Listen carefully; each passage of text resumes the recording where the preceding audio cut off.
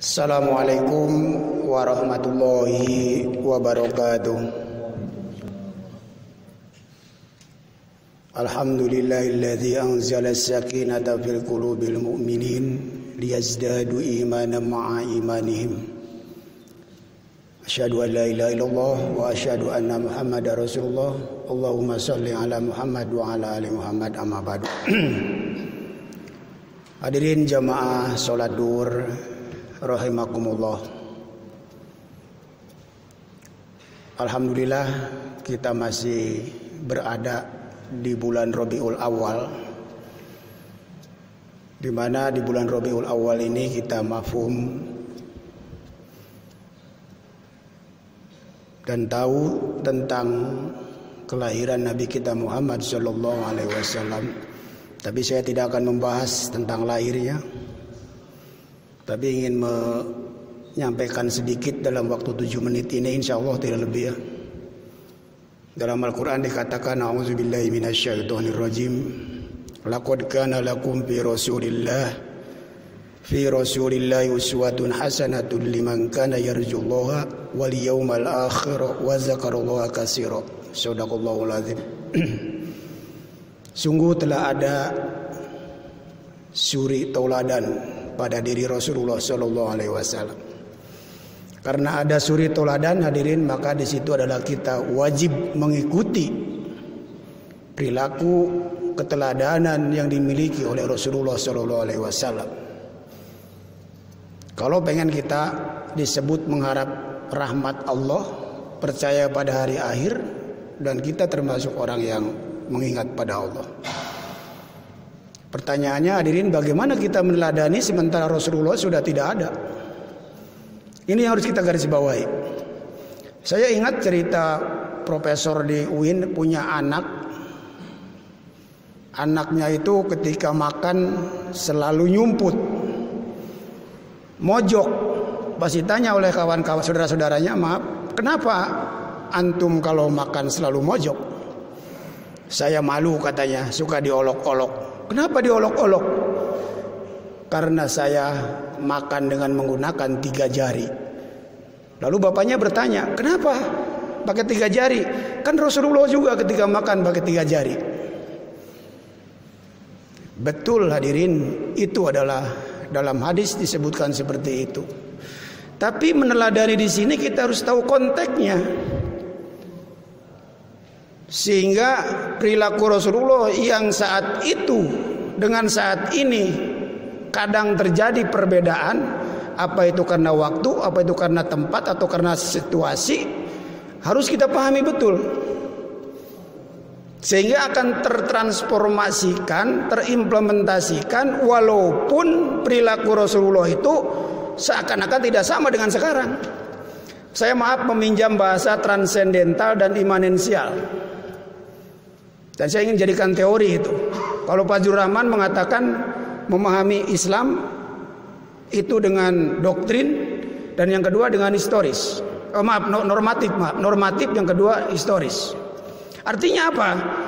Bahwa Islam dulu sampai saat ini tidak mesti sama ketika dalam mengamalkannya, termasuk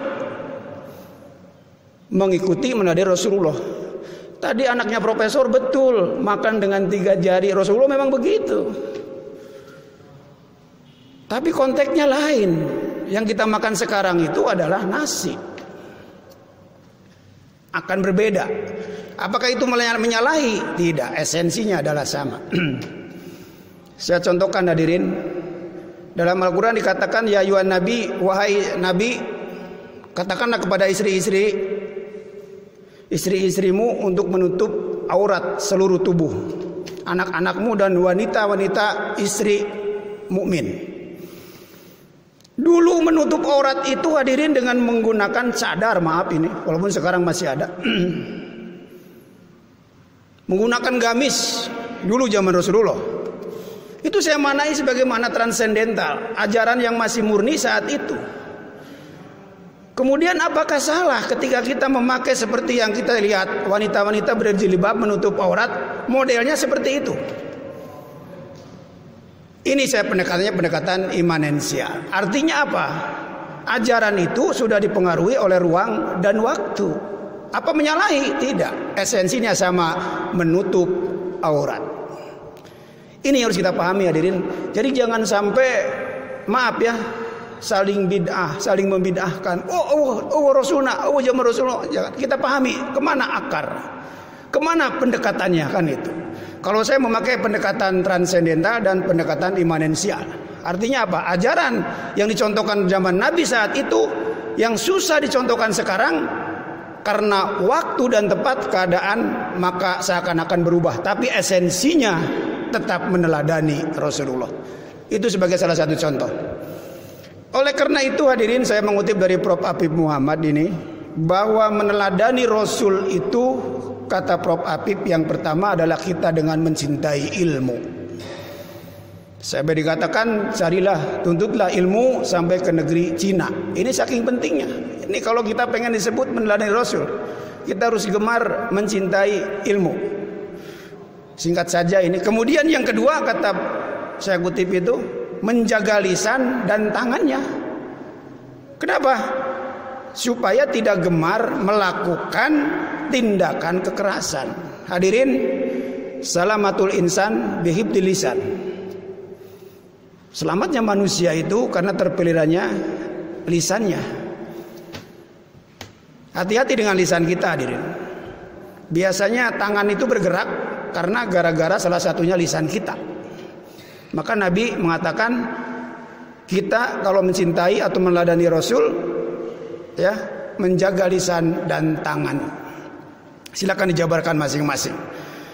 Kemudian yang ketiga, mencintai, meneladani Rasul itu dengan toleran, ya, toleran dan mengakui perbedaan.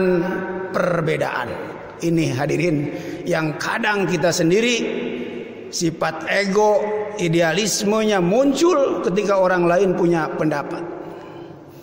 Nabi tidak seperti itu. Ini ketika terjadi perjanjian Hudaybiyah. Ketika itu Nabi tidak mencantumkan nama Rasulnya, dieming-emingi gitu kan. Itu artinya apa? Toleran, menghargai kepada yang lain. Saya ingat ketika Nabi umur 35, dalam sejarah 35 tahun ya, ketika itu Ka'bah itu setelah diserang oleh Abraham ya, kemudian bergeser, berpindahnya Hajar Aswad, kemudian mau dikembalikan lagi ke tempat semula. Nabi mengambil kebijakan dan sangat hebat ini. Masing-masing suku pengen memindahkan Hajar Aswad itu, terutama suku Aus dan Khazraj ini yang paling berpengaruh saat itu. Suku yang ada di Mekah waktu itu ya, karena sudah kembali bukan suku yang sangat berpengaruh saat itu, ingin memindahkan Hajar Aswad. Masing-masing suku pengen. Akhirnya Nabi memutuskan mengambil kain, kemudian kain itu disimpannya Hajar Aswad, dan kain itu masing-masing dipegang oleh suku-suku yang ada pada saat itu. Yang pada merkedeweng, kata orang Sunda, pengen memindahkan Hajar Aswad itu. Akhirnya bersama-sama dipindahkan. Itu artinya apa? Menghargai kepada hal yang lain. Ini hadirin kadang kita susah ya, menghargai perbedaan ya. Jadi kalau saya istilahkan, harmonis itu bukan harus sama, bukan harus ide, satu pikiran, tidak. Tapi bagaimana saling menghargai.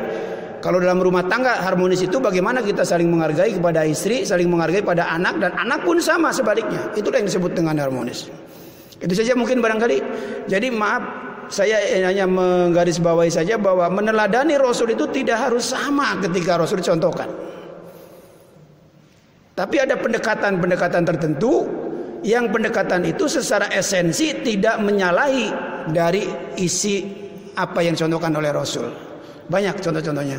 Itu saja barangkali. Mohon maaf kalau ada kata-kata yang salah atau yang mohon koreksinya kalau ada kurang yang tepat. Mudah-mudahan ada manfaatnya. Billahi taufiq wal hidayah. Assalamualaikum warahmatullahi wabarakatuh.